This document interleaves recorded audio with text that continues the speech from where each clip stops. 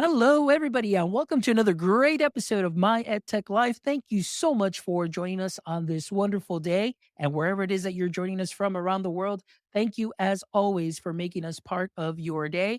As you know, we do what we do for you to bring you some amazing conversations and amazing guests. And today is no different. I am so excited to welcome to the show Mr. Bill Brady.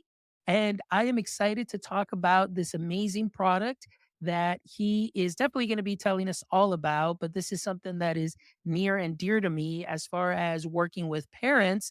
So, Bill, how are you doing this evening? Wonderful, Fawns. Thank you so much for the opportunity to be here with everyone. Well, I'm definitely looking forward to this conversation, Bill, because when I saw what it is that you're doing and, following you on LinkedIn, and I know I recently saw a clip of you with speaking with, I believe it was Josh from Parent Pro Tech, and they're doing some great things as well. Through the work that I do within my district, I am always looking out for platforms that are not only going to help our students, but also might be an answer for some parents that may be feeling a little anxious as far as screen time. Obviously, a lot of with cyberbullying, a lot of apps, a lot of things that are going on out there. And so I'm really excited to talk a little bit more about Shroomy. But before we get into it, I would love to have my audience get to know you a little bit more. So I would love for you to give us a little brief introduction and then obviously what your context is within the education space as you work with parents and you work with students alike. So tell us a little bit about yourself. Wonderful. Thank you. So, as you mentioned, I'm the co founder and the CEO of Trumi. My most important job is that I'm the dad to five incredible kids. Our oldest is 20, our youngest is 8. And I love to share that because it kind of lets people know as we talk about all these issues relative to kids and technology and everything that's going with that these days. I'm right in the middle of it with you. Like every family in the country is dealing with questions around kids and technology and what and how much and when. And I'm right there with you. This opportunity to be a dad is just the greatest part of my life and has frankly brought me into this whole space of looking for better ways to introduce technology to kids. I've always had a sensitivity going back 20 years. I mean, long before we had cell phones everywhere and certainly before social media, I've always had this sensitivity about the effect of technology in humans. And I studied in school, how does technology potentially change us or dehumanize us and change the human experience? And I jumped into this space after a career in marketing, got into this about 6 years ago, and really with the goal to help kids everywhere. And in that process, support parents, support teachers. And we'll talk about some of those things today. Yes, absolutely. And that's such a great backstory to know. And for our audience members, actually, just to again connect with you, just to see where it is that you're coming from, and especially being a father as well. So, and you can relate to a lot of the things that parents are facing right now with obviously with social media. And like you mentioned before, I grew up in an era where we didn't have the cell phones, but I do remember, in seventh grade, eighth grade, junior high, beepers were the big thing. And so I was like begging my parents, "Hey, can I get a beeper?" And then when I got into college, it was like, "Okay, your first cell phone." And then of course from then on it just took off. But one of the things, like I said, that I was really excited about is to talk to you to get your story about True how it came about, because I know that this is going to be an episode that's going to be very beneficial, not only to my audience of educator parents, but the parents that I get to work with in our district as well, who are sometimes just at their wits' end as far Yeah. as not knowing what to do, battling the parental controls. How do we do this? What are some tips? What are some resources to have? And so I'm excited that we get to share your experience with True today. So I want to know when or what was it that sparked just the start of True Where did this come about? Tell us that little backstory and leading us up into the conversation. On a very personal level, you could call it a midlife crisis. And I'll explain that. I got into my 40s and I'd had a successful career in marketing. In 2020, I turned 45. The pandemic started, my mom passed away, all in the month of March. I had some exposure to this category of kid safe technology and just kind of got to a point in my life where I said, I've got to do something more with the rest of my career. With my wife's blessing, stepped away from everything I was doing to start something new and to look at we looked at the landscape. I've got a great co-founder named Dave Priest. We looked at the landscape at the time, and on one end of the spectrum, you could give your kids a $1,200 iPhone that does anything and everything. As a society, we've learned the dangers of that after a brutal 15-year experiment. On the other end of the spectrum, there were some safe things that had evolved, but they were so locked down as to be impractical. And we recognize that if the solution that's given to the kid is so impractical that they either refuse to use it or they outgrow it in 6 months, we really haven't helped that family. And that family really hasn't found the solution that they need. So we determined to come up with a solution that was frankly safer than anything out there, but also more flexible and also with a bigger view on the whole digital wellness picture. Safety is obviously the huge aspect that we talk about every day, but you can't decouple digital safety from positive mental health for kids. They go hand in hand. And so we said, let's tackle this problem in a way that we're addressing all of it. Absolutely. And that's something that is great that you talked about. And I want to highlight something that you mentioned because as a former classroom teacher before I landed in this role, being a digital learning coordinator, this is my 8th year in this role, and seeing some students, they are walking around with these very, very high end and expensive cell phones. But even while I was in the classroom, and you're talking about maybe 12 years ago when, iPhones were coming out, iPads were coming out, to see some of my fifth and sixth graders with phones that at that time were, yeah, a lot higher end than mine and so on, but that can do everything and all things. I know as an educator, one of the things is I did leverage that technology in my classroom for learning and making sure that it is used, to document learning and so on. But then that is when I started learning and seeing some of the dangers and some of the things that were happening because of the conversations that my students were having. And sometimes, they don't realize that they may be saying the quiet part out loud. And then I'm hearing like, oh my gosh, we were up at 2 in the morning sending messages to one another and so on. And this was pre-pandemic. And I know during pandemic too, social media, a lot of communication back and forth, whether it's through students or other people or entities. There was a lot of students too that were very hurt, and had some issues because they were just on social media continually. And so I want to ask you, you talked a little bit about sometimes that societal pressure on families and then of course the students coming and saying, well, why can't I have a cell phone Yes. if Bobby or Susie have a cell phone? Why can't I do that or have that? What are some of the things that you advise parents, as far as how to resist that pressure and, to determine when is the right time to get them a device? All great questions and questions that we talk with people about every day. Um, the first counsel I give to people is be very intentional. There's a speech that I give sometimes, and I have a slide that shows, a bunch of lemmings jumping off a cliff. And I have this caption that says, just because everyone else is doing it was never the right reason to do anything.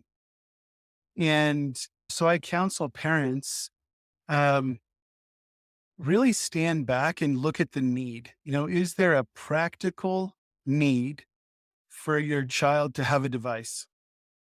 That need varies from family to family and circumstance to circumstance. So it's hard to apply an age to it. Um, but what is the practical need that a phone would meet? What's the maturity level of the child? Some kids at a younger age are ready to have the discussion of the why behind a cautious or graduated approach to technology. So if you're ready as a parent to have that why conversation with your son or daughter and say, hey, we're going to try a phone, but it's going to be a limited device. And we're not going to do social media at this point because of the things I'm concerned about, and have a respectful, constructive conversation with them and help them understand the dangers around predators, bullies, the effect of screen time on loneliness, stress, anxiety, depression. Just have an open conversation. If your child's ready to have some of those conversations, hey, maybe it's time. If there's a real need to be met.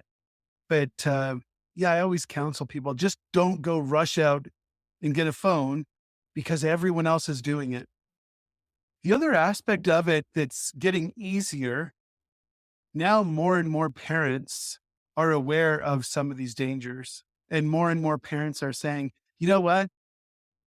Maybe our first child a phone when they were 9 or 8, or whatever age, but we're going to do that differently this time because I've learned. Or maybe it's, hey, we let our older kid have social media. I'm going to hold off on that this time. Um, as more and more parents are doing that, it's becoming easier for more and more parents to do that. It reduces some of that pressure. So you see groups like Wait Till 8 who are, coming together, bringing parents together saying, let's wait. And I think that's a positive movement.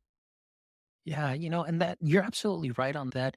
And especially with the work that I get to do with our amazing parent engagement specialist too, is that there is that need just to find a source and resources that are available. And one thing that I do want to highlight is that I always do speak with the parents that I work with, also in giving them resources and telling them that these are not I got you resources, but these are resources for you as a parent to really have that open communication and not just say, why can't I have a cell phone? Well, just because. Well, just because why? And actually, like Yeah, you stated perfectly, giving them those reasons and those concerns that are out there. And some of the ones that you highlighted, I mean, there's a lot of anxiety, a lot of depression, a lot of stress with our students because of social media. I'm not getting enough likes. I want to check how many likes I have or how exactly. many DMs that I'm getting and who are you getting these DMs from? And obviously now too, as recent as this, what was it, last month or a little bit prior to that, we heard about the case with Soul Setzer, and character AI and a lot of these platforms that are coming out where you have these chatbots and students are engaging. And now there's this parasocial relationship or there's the anthropomorphization of AI where they think it's an actual person or a Right. mate. And like you said, that they're dealing with that loneliness, but they've got this bot here that they're chatting with. And then, of course, some of those dangers that come with these platforms that don't have those guardrails to help, in the student safety and data privacy aspect. So now you're layering a lot more, not only on the student, but on the parent too, because the technology is moving so fast. So now I want to ask you, let's talk a little bit more about Trumi and how does Trumi address, some of these issues like we're talking about a little bit of that anxiety, depression, and stress, because this is a mobile device that we're talking about. But what are the benefits of that, not only for the student, but for the parent as well? Yeah. So Trim is an operating system that we put on Samsung devices. Nice phones, great cameras, phones the kids are happy to use. And it just feels and looks like an Android phone. It doesn't scream like this is a kid's phone. No, it feels like an Android phone. And it is an Android phone. It just has our OS on it. We start by keeping kids just out of some of those danger zones. So if it's true that, say, for example, addictions to inappropriate content, spending 9 hours a day on a screen, being bullied, being chased by a predator, if those are things and all the stuff on social media, that comparison culture, if those are things that lead to negative mental health outcomes, well, the converse is true that if we don't let kids into some of those dark places, we don't have to pull them back out. So at the basic level, we're helping stress, anxiety, depression by trying to help kids remain kids. Let them use technology as a tool without it becoming a tyrant. Let them experience the benefits of technology without the dangers and learn from one stage to the next how to use that technology with discipline. So by the time they're leaving home, they're ready. As an older teenager, the danger has largely passed because they've learned in a step by step way. Then we've also got functionality built into what we're doing to give parents insight into their kids. And if there's ever anything that would be flagged for, hey, this child is dealing with some of these extreme stress, depression, heaven forbid, if there's ever any hint of self harm, those things are going to be flagged and reported to the parent immediately. We've also built in functionality that parents get this really unique window into their kids' digital lives. And we've all had the experience. Every parent has had the experience where a kid comes home from school. Hey, how was your day? And it's good. Thanks. Like necessarily say everything, right? And so we have found, our customers have found that with some of the insights we provide and this window into their kids' digital lives, they are a lot more connected. And it's easier for them to have those face to face conversations because they have a sense for how is my son or daughter doing behind the scenes.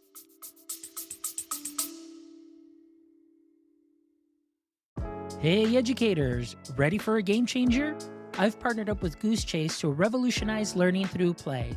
This amazing platform helps students grasp key concepts, engage in epic challenges, and feel the thrill of discovery. From classroom scavenger hunts to district wide adventures, Goose Chase turns education into an unforgettable journey.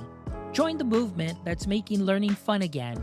Visit www.myedtech.life/myedtech10 and use code MyEdTech10 for 10% off any licensed purchase, whether it's individual, school, or district. Click the link in the show description and let's make education exciting together with Goose Chase. And I love that security that a parent can have. And like you said, as a parent, you do have that ability to look into that usage. And that's something that is so important that I see that you're empowering parents to deal with the difficult challenges. But at the same time, like you mentioned, you're able to have those conversations too as well. How is it being used? And one thing that I do love is that you have a selected app suite that is wonderful because it's very educational, it's very user friendly, and it's technology, like you mentioned, where it's not a tyrant, but it's technology that is going to Yeah. be useful and educational for the student, which is what I love. And we'll talk a little bit about that. But what I love about this, Bill, is that oftentimes the conversations that I have with parents, too, especially because they do have, let's say, just the regular cell phone, is having those conversations and those talks with the students because or their children, because I always say we can just get them to pause for a second or two before they click send or share on that message, on that video, on that picture, whatever it is, because we know that there are consequences that can come either instantly or later on. And one Yeah. of the things that I do mention is having a clean digital footprint that when students do apply for whether it's a job, a college, a scholarship, and things of that sort, that these things do not pop up. And so this is one thing that I do love that for during the time being as the students are growing and developing and learning how to use the device in a mindful and a very careful way, that's something that can transfer over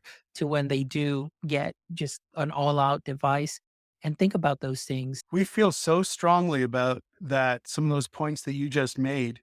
We have a feature we built called content filtering, and it blocks inappropriate things from coming in things like nudity are just automatically blocked. There's no, if you have this functionality turned on, that's just automatically done. And from there, as a parent, you have the ability to adjust the sensitivity of what gets blocked or flagged and what doesn't. Um, but it's not just incoming content. We do the same for outgoing content. So if in a moment of poor judgment, a kid decides to send a nude picture of themselves, for example, it's not going to go out. It's going to get stopped. The person on the other end's not going to receive it. And the parent's going to be alerted, hey, um, this just happened. And so we feel so strongly about having some of those guardrails in place that even in a moment of poor judgment, a kid can't do something stupid. Yes.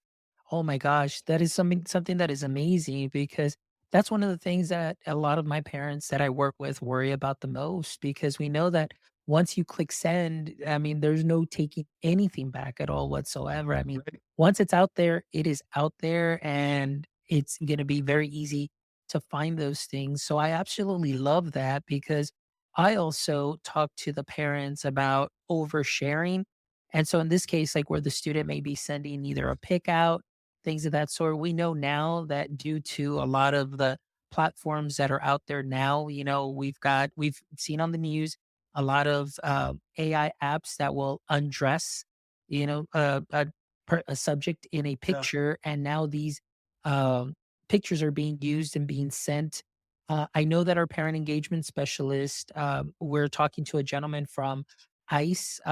It's a Department of Homeland Security, but he works with students and he works with teens and talking about how some of the scams also where students may be engaging with somebody on the other end that might be obviously a bad character but faking their age and Yeah. getting a picture sent and then saying, okay, this is ransom, like, hey, if you don't want me to share this with your parents or if you don't want me to share this with your school or on social media, you have to pay me 100 bucks, 500. And sometimes they'll go to an exorbitant fee, but he says that sometimes for as little as 50 bucks, they just, they leave you alone. But the danger is that that is out there and that can be used against you. So I There are love stories of this. Mhm. kids who get into those situations, and in one night, in a matter of hours, they go from sending the inappropriate picture to taking their life. Like that happens. The number of times that's happened here in this country is terrifying.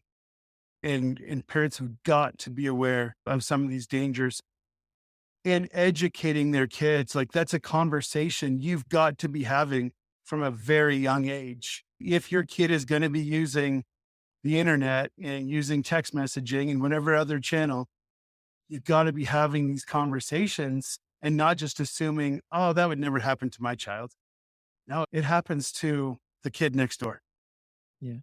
No, and that too, like those conversation pieces, like you said, the somebody's already had those conversations, with your son or daughter, and it could have not been you. I mean, sometimes they think, no, they're too young to talk about these things. They're too young, but the chances are somebody has already had a conversation with them, or they've heard this from somebody too, either through social media or through their circle of friends. So a lot of those things are just very important. And it really breaks my heart because of, like you mentioned, there are so many students or so many young, kids around the world that due to that embarrassment, they end up doing something so drastic Yeah. as taking their life. But what I love in the sense of what you're able to do is kind of I see it as that huge guardrail that is much needed during this time. And the fact that parents can have those conversations and with confidence say, okay, we are going to have a communication device. You have a cell phone, you have this device here that you can use, but the Yeah. parent can feel safe in the evening, at night, during the day that they know that their child is, well, they can track what it is that they're doing. But at the end of the day, the apps that are on there are not going to be apps that are going to be harmful or hurtful. So I want to ask you too now, because I know that with True one of the things is it's a phone that grows with the child. Yeah. So I want to talk a little bit about that. So for example, from a 9-year old to maybe a 15 or 16-year old, tell us a little bit about that progression and what can a child at that age range be able to find on their device? What can they have on it and how it can be useful for them? So we would always suggest that younger kids, if you've got a child who's 7 or 8 or 9 who has a need for a phone, start them with the very basic of what they need, which is talk and text.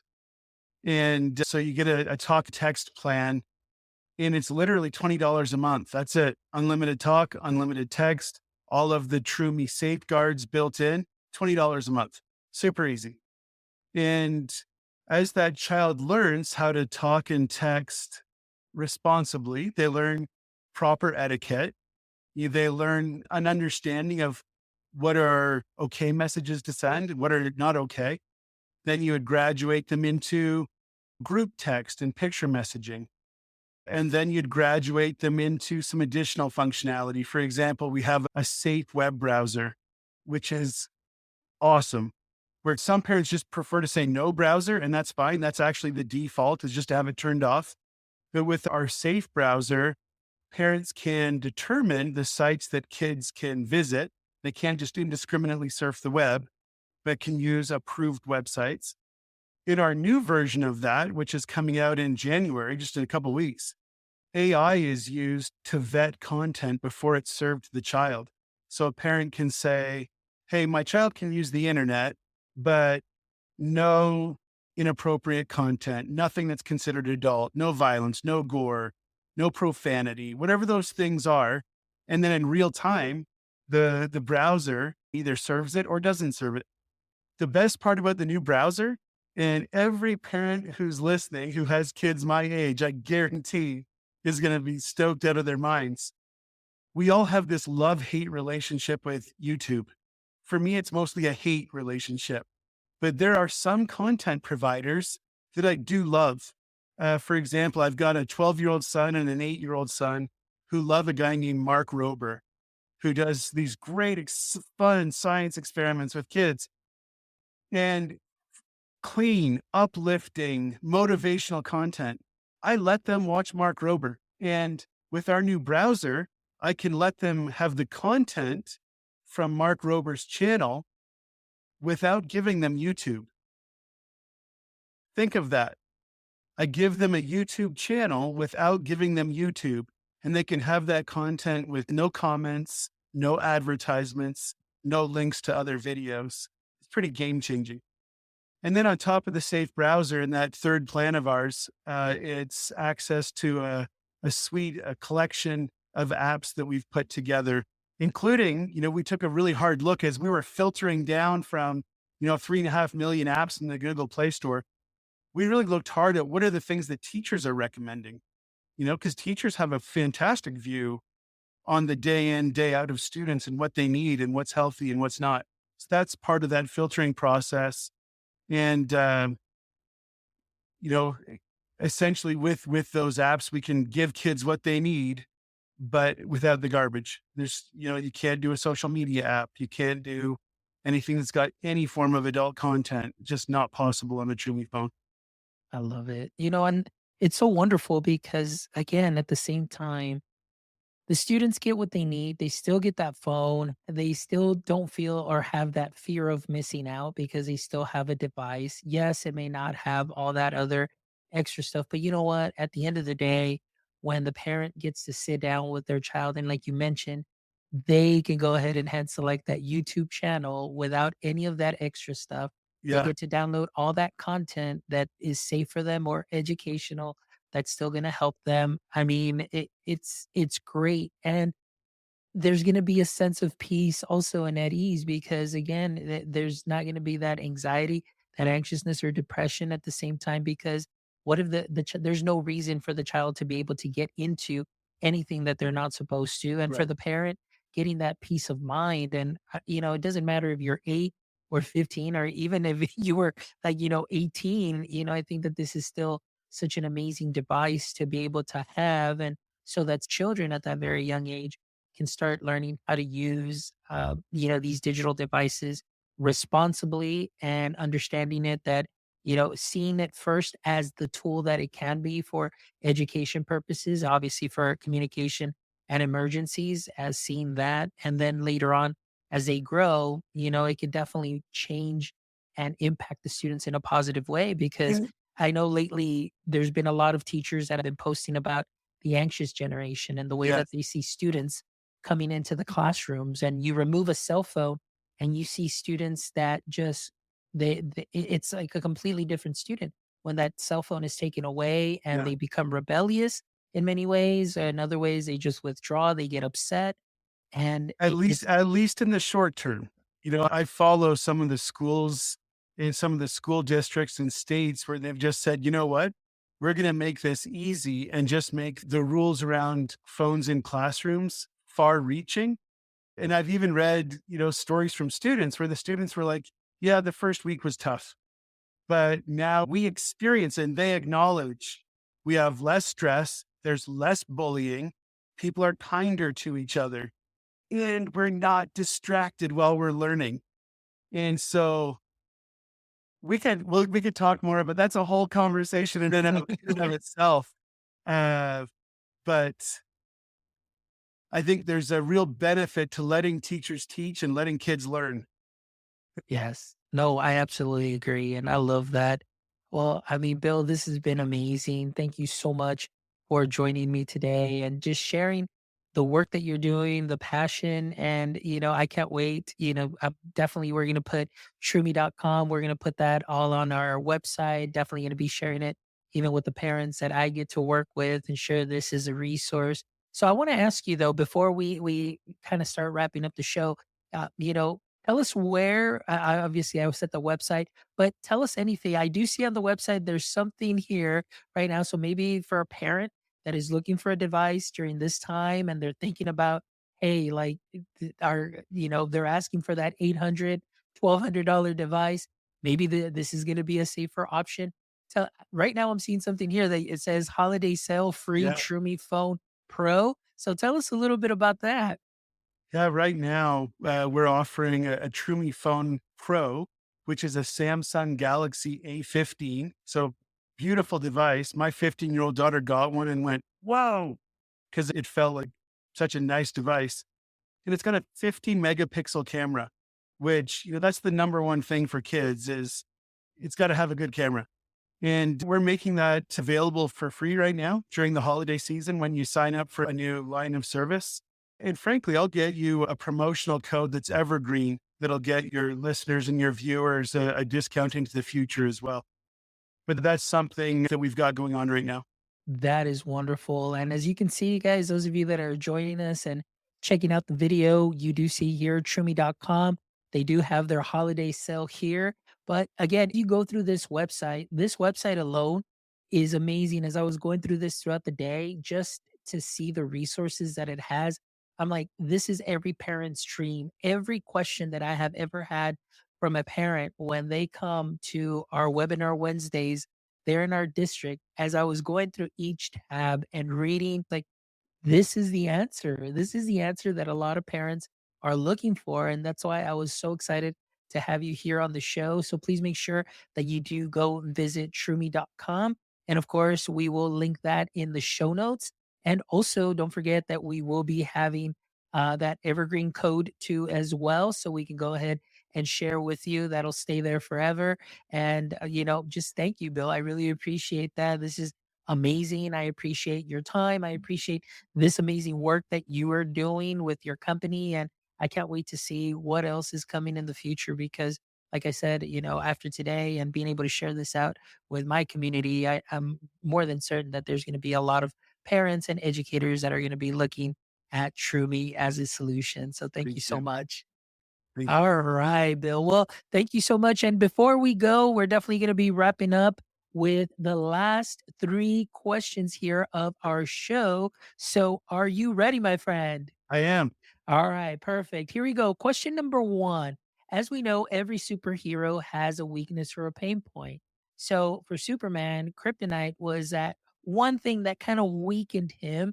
So I want to ask you, in the current state of education, what would you say would be your current edu kryptonite?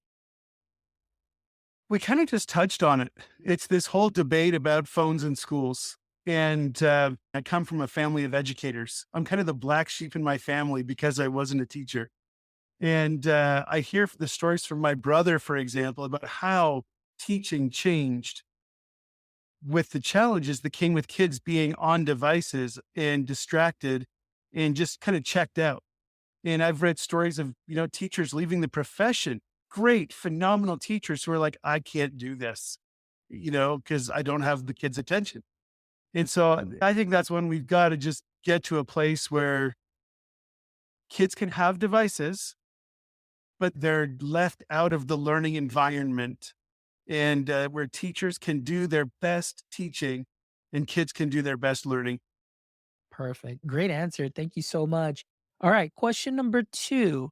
If you could have a billboard with anything on it, what would it be and why?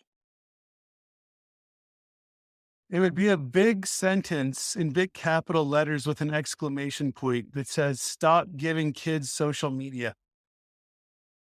Yeah. And the why behind that is so many of the challenges that kids get into with safety, with pornography, with mental health challenges start with social media. I heard a wise person that I know was once asked, the right age to give your kids social media. And I was like, oh, what's he going to say? And the person responded, well, it depends. How soon do you want your boys to be addicted to pornography? And how soon do you want your girls to feel badly about themselves? And I was like, dang. And I think there's a lot of truth to that. So that's a line that we draw at Troomi. We don't do social media, and parents have got to understand the dangers there. Yeah, absolutely. No, I agree. Great answer. All right. Last question is if you could trade places with one person for a day, who would it be and why? This is going to sound funny. My 15-year-old daughter, Ainsley. Uh, for one, I've always wanted to sing, and Ainsley is a phenomenal, phenomenal singer and performer. That would be fun to experience. But number two is just to be in her shoes among her peers for a day and experience firsthand all the stuff that they're dealing with and see it from their perspective.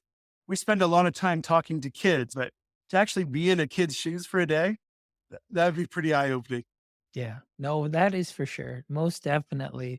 Well, thank you so much, Bill. I really appreciate you being here with us and just sharing the amazing work that you're doing. And I'm just so thankful for this interview, thankful for the work that you're doing, because honestly, this really means a lot to me too, as well, just because now I have something wonderful to share with the parents that I get to work with. So I'm really excited about Thank this you. and seeing where this is going to go, because I know, like you said, January you've got some new stuff coming out, the new OS, you've got the AI vetting, and I could definitely just see this as something that's going to continue to grow, especially now with parents that are going to be just not necessarily like, "Hey, like, I got you, parents," but just to have that peace of mind, and Yeah. then students also just that mental wellness and not have to worry about all that anxiety, depression, and added stresses from social media, and they can just be kids, like you said at the very beginning. I absolutely love it. So thank you so much, Bill. Thank you so much, Trumi. And thank you to all our wonderful listeners. Thank you so much for catching this episode. And please make sure you jump over to our website at myedtech.life, where you can check out this amazing episode and the other 304 episodes, where I promise you will find something that you can sprinkle on to what you are already doing great. If you haven't done so yet, make sure you jump over to our YouTube channel, give us a thumbs up and a like. We're trying to start 2025 with 1,000 subscribers. That is our goal, and we're almost there. But could you be our 1,000th subscriber? Please make sure you jump over and let that be you. And also, if you're not following us on social media, please make sure you follow us at My EdTech Life. You can find us on all socials. And of course, the links are there on our website too, as well. So thank you, as always, for all of your support. And my friends, until next time, don't forget, stay techie.